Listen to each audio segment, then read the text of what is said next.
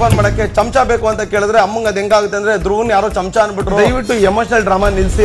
Big boss bucket ಕೊಟ್ಟಿರೋದು bucket ಇಟ್ಕೊಂಡು ಸ್ನಾನ ಮಾಡಿ ಅಂತಪ್ಪ, ಬಕೆಟ್ ಇಟ್ಕೊಂಡು ಜೀವನ ಮಾಡಿ ಅಂತಲ್ಲ. ಹಾಗೆ ಎಲ್ಲರಿಗೂ ಕೂಡ ಗೊತ್ತಿರಬಹುದು, ನೆನ್ನೆ ತಾನೇ ಕಿಚ್ಚ ಸುದೀಪ್ ಅವರು ವಾರದ ಕತೆ ಪ್ರೀತಿಯ ಕಿಚ್ಚ ಸುದೀಪನ ಜೊತೆ ಕಾರ್ಯಕ್ರಮವನ್ನು ನಡೆಸಿಕೊಟ್ರು. ಇವತ್ತು ಸೂಪರ್ ಸಂಡೇ ವಿತ್ ಸುದೀಪ ಕಾರ್ಯಕ್ರಮವನ್ನು ನಡೆಸಿಕೊಡ್ತಿದ್ದಾರೆ. ಆದ್ರೆ ಮಧ್ಯದಲ್ಲಿ ಒಂದು ಕ್ವಶನ್ ಅನ್ನ ಕೇಳ್ತಾರೆ, ಈ ಮನೆಯಲ್ಲಿ ರೇಸ್ ಅನ್ನ ಯಾರು ಸ್ಟಾರ್ಟ್ ಮಾಡಿಲ್ಲ ಅಂತ ಹೇಳಿ.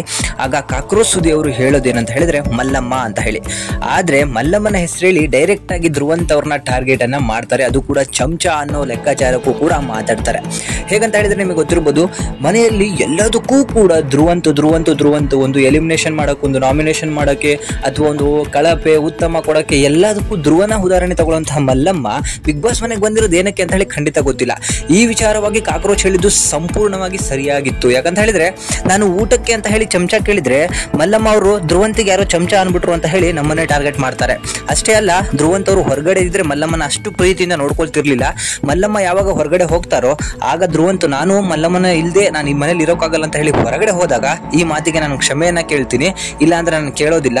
ಮನೆಯಲ್ಲಿ ಬಿಗ್ ಬಾಸ್ ಬಕೆಟ್ ಕೊಟ್ಟಿರೋದು ಸ್ನಾನ ಮಾಡಕ್ಕೆ ಹೊರತು ಜೀವನ ಮಾಡಕ್ಕೆ ಅಲ್ಲ ಅಂತ ಹೇಳಿ ಬಕೆಟ್ ಅಂತಾನೂ ಕೂಡ ಅವ್ರನ್ನ ಡೈರೆಕ್ಟ್ ಆಗಿ ಕರೆದ್ರು.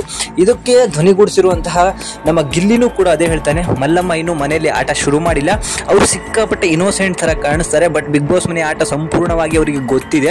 ಅವ್ರಿಗೆ ಆಡ್ಲಿಕ್ಕೆ ಧ್ರುವಂತೆಲ್ಲ ಒಂದು ಕಡೆ ಬಿಡ್ತಿಲ್ಲ ಅಂತಾನೂ ಕೂಡ ಹೇಳಲಾಗ್ತಿದೆ. ಬಿಗ್ ಬಾಸ್ ಮನೆಯಲ್ಲಿ ಮಲ್ಲಮ್ಮ ಏನು ತುಂಬಾ ಸಾಚನೂ ಅಲ್ಲ, ತುಂಬಾ ಏನು ಮುಗ್ಧತೆನೂ ಇಲ್ಲ. ಯಾಕಂತ ಹೇಳಿದ್ರೆ ಹಳ್ಳಿಯಿಂದ ಬಂದವ್ರು ಗೆದ್ಕೊಂಡು ಹೋಗಿರೋದು ಇದೆ. ಆಮೇಲೆ ತುಂಬಾ ಸಲ ಹೇಳ್ತಿದ್ದಾರೆ ಅವರು, ನನಗೆ ಯಾರು ಕೂಡ ಅಡ್ಡ ಬರ್ಬಿಟ್ರೆ ನನಗೆ ಆಡೋದು ಗೊತ್ತಿದೆ ಅಂತ ಹೇಳಿ. ಬಟ್ ಎಲ್ಲದಕ್ಕೂ ಅಡ್ಡ ಹೋಗ್ತಿರುವಂತಹ ಧ್ರುವಂತು ಮುಂದೆ ಒಂದು ದಿನ ಮಲ್ಲಮ್ಮನ್ಗೆ ಮುಳ್ಳು ಆಗೇ ಆಗ್ತಾನೆ. ಹಾಗೆ ಅವನಿಗೂ ಕೂಡ ಅವರು ಮುಳ್ಳು ಆಗೇ ಆಗ್ತಾರೆ.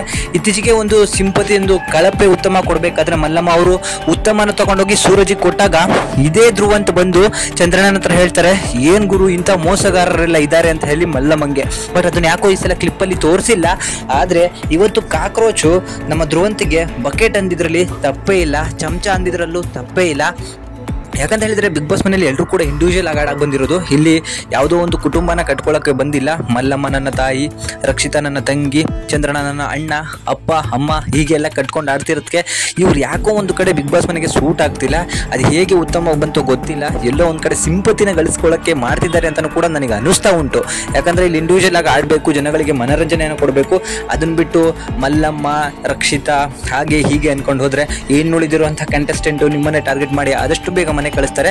ಮನೆಗೆ ಹೋಗಲಿ ಅನ್ನೋದು ನನ್ನ ಆಶಯ. ನಿಮಗೇನಿಸ್ತು ಅದನ್ನು ಕಮೆಂಟ್ ಮಾಡಿ ತಿಳಿಸಿ. Thank you.